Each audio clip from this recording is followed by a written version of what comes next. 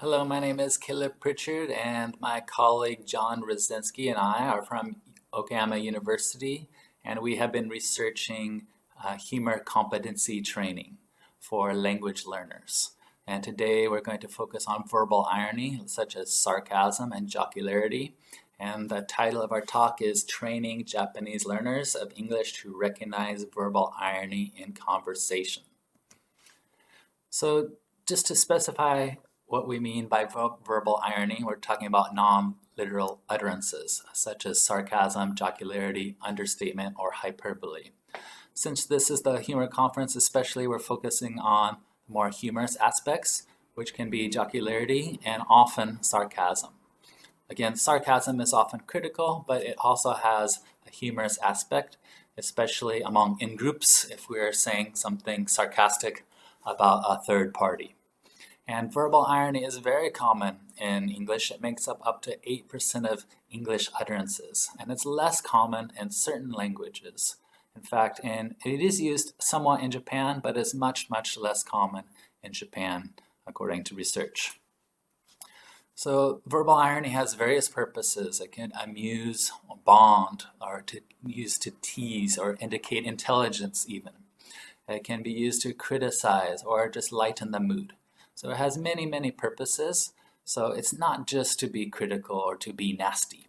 So again, it's very important, it's very common, and it has many, many uses. And it varies, these purposes vary greatly in different cultures and among different language groups. For language learners, if they don't understand the humor, because again, it is used less in certain languages, it's used differently in certain languages.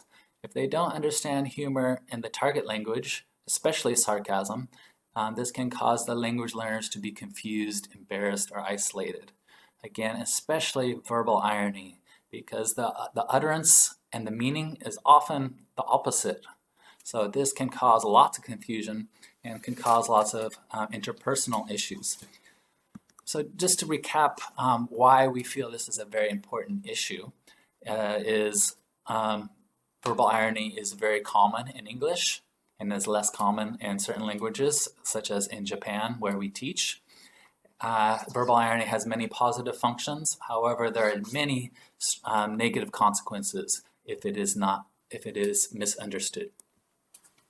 So we're going to talk about two studies. The first one, we're going to research to see if the Japanese English language learners really have difficulty detecting verbal irony. If so, what are the aspects that are difficult for them? And study two, we're going to focus on humor competency training, actually training the learners to detect the verbal irony. So in detecting verbal irony, it's very important to focus on the markers and cues that the speakers use to indicate that they're actually being ironic. Because the speakers want the interlocutors, the other listeners, to get that they're being sarcastic to avoid miscommunication. However, the cues are sometimes subtle and sometimes more obvious. The verbal context is very important. It's one of the most important cues in detecting verbal irony. There's often a gap between what the listener expects to hear and what the speaker actually says. Again, it could be the opposite, or it could be just exaggerated or slightly understated. So also, in addition to verbal context, there's also prosody, so how we are speaking. So which of these might be sarcastic? Yeah, I totally expect Biden to reunite America. Yeah, I totally expect Biden to reunite America. Yeah, I totally expect Biden to reunite America. So the first one, I tried to deliver this in a more normal way. So maybe you could guess that this was not sarcastic, it was sincere. The second one, I tried to deliver this in a typical sarcastic way of exaggerating and elongating words. So this is one common cue of sarcasm. And the third one is actually very different, kind of the deadpan pitch. This also is a sign of sarcasm. So there are different prosodic ways that we use to indicate sarcasm. It could be flat tone, it could be exaggerated tone. It's often what I would call bad acting. So that is under the category prosody. So the third category is facial expression. So which of these expressions is sarcastic? Okay, so actually it depends, because again, it varies. We have various different, the researchers in this field have identified various cues for facial expressions. It could be rolling the eyes, wide open or squinted eyes. It could be winking, raised or lowered eyebrows, or having a facial expression that's the opposite of the words. So for example, smiling with negative words. So actually, again, all of these could be sarcastic depending on what I am saying. So for example, D could be sarcastic if I'm saying something, if I'm uttering positive words, like, oh, this food is so delicious. So again, that could be sarcastic. However, the A has the rolling eyes. This is more typical of sarcasm. And C has this kind of flat face, which is also a common expression and indicator of sarcasm. Okay, so I'll go back just to recap. There are various ways we use to indicate sarcasm in English, and these vary differently among different cultures. Just to repeat one more time, sarcasm is used more often in English than certain other languages and among certain cultural groups, and the cues differ. So, for example, the rolling eyes is not common in Japan. Okay, so the research study again was, can Japanese English learners detect verbal irony? There are 150 Japanese university students in our research, and we showed them 40 items from a resource designed by Rothermich and Pell. They actually designed this not for language learners, but for populations who have difficulty detecting verbal irony. And this resource was validated, and it's a very excellent resource. And we used 40 of the items that had the strongest reliability based on their research. So sorry, we're not going to watch the video now, but these were videos. We showed the students a script beforehand, just for a few seconds, and then they watched the video, and then they guessed if the utterance was sarcastic or sincere. So there were 8 items that had the video and the audio. And then there were 8 more items that actually had audio only. So actually there was a video, but it was very, very small on the bottom of the screen. So the participants couldn't see the video. They had to listen only and try to listen, for example, for the prosody, and try to guess if the utterance was sincere or sarcastic. Some of the cues, or some of the items had audio only. So there are 8 items that had only the audio, and they didn't have the audio. So they just looked at the video. They had a script and they had the video, and they needed to guess based on the facial expression and, for example, the gestures. Did they match the script? Or did they do anything like rolling eyes? Or did they seem to have bad acting, which indicated sarcasm? Okay, 8 more items. There was only the text. Text had clear context, which strongly suggested whether the sarcasm or whether the clip was sarcastic or not. So for example, A here, they're saying on the phone they're looking forward to going to karaoke, but then they actually say, I hate karaoke. So they're being jocular here. Okay, so there are 40 items, and the results suggested that the participants got 80% correct, which was actually much higher than we expected. But still, if you can imagine that this means that 1 in 5 utterances, they could not guess accurately. So just imagine if 20% of the time you're detecting sarcasm or sincerity inaccurately. this could have major implications, especially, again, the items that we selected were very, very clear. They were very sarcastic or sincere. So this did indicate that the learners did have some slight issues of detecting sarcasm and jocularity in English and distinguishing it from the literal utterances. Okay, breaking it down by category, of the sarcastic items, they got 83%. For the literal items, 77%. So for example, this kind of suggested that for the literal items, they expected that they were being more sarcastic than they were. Okay, and breaking it down by the construct, by the categories, we again tried to look at these different categories to try to see which was the major issue. Was it the prosody? Was it the context? Or was it the facial expression? And actually they had similar results for all of the categories.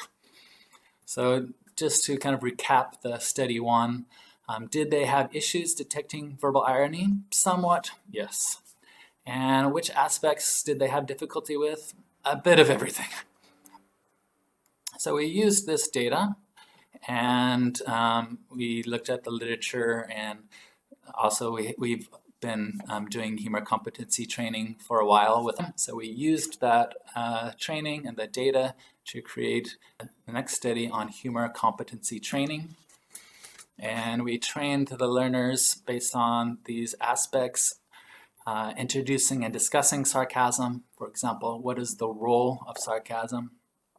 Introducing the cues of sarcasm, the markers, practice detecting sarcasm and jocularity, and making skits.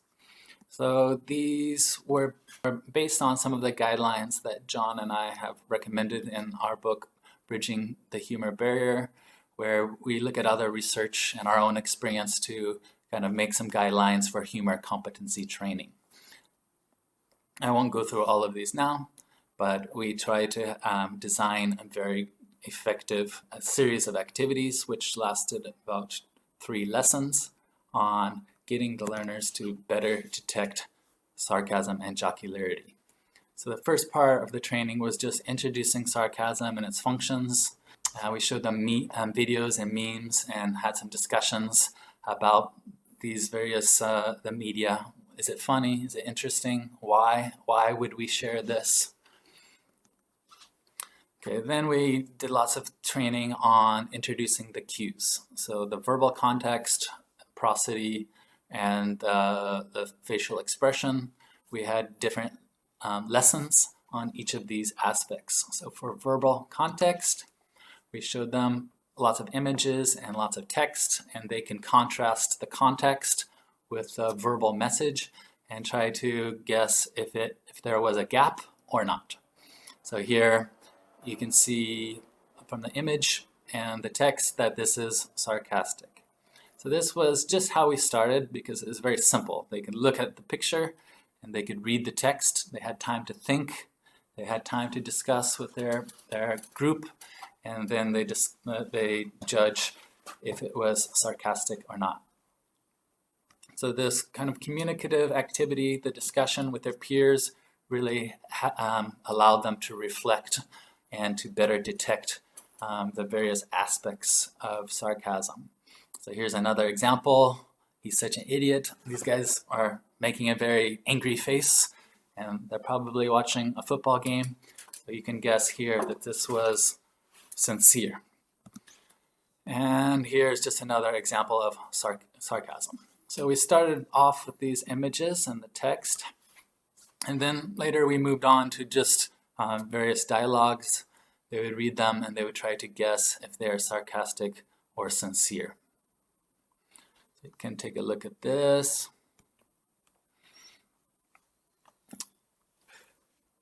So you can guess that the second one is sarcastic.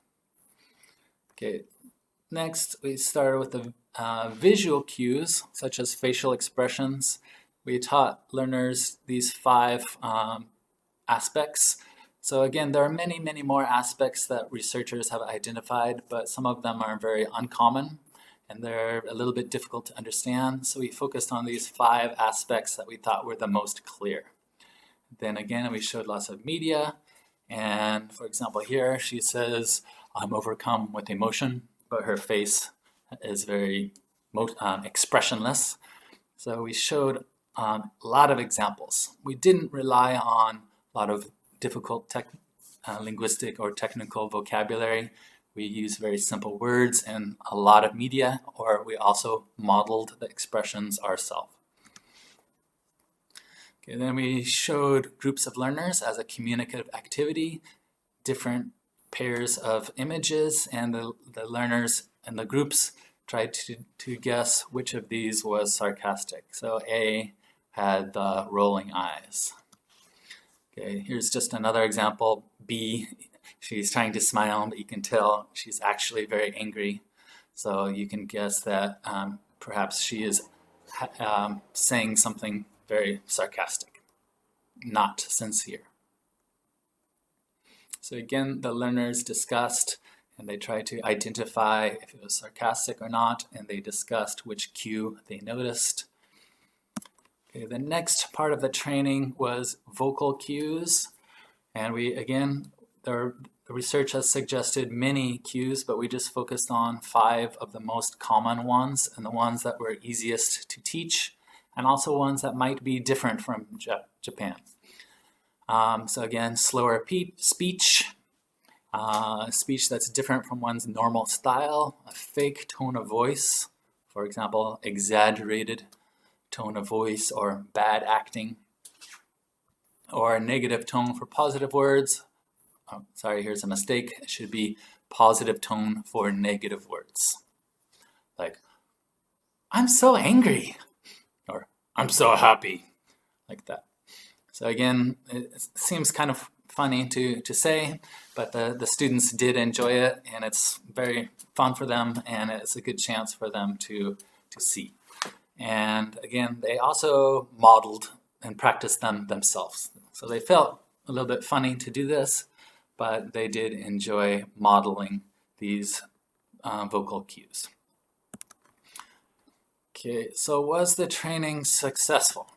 So overall, we found that they improved in all of the categories. So again, some of the 8 of the items had audio and visual and clear context cues. Some of 8 of the items had audio video, but the context was a little bit vague. Some of them we just showed the audio, some we just showed video.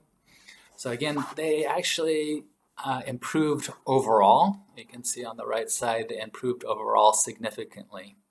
And actually on each of the categories, they did improve, but it was not significant.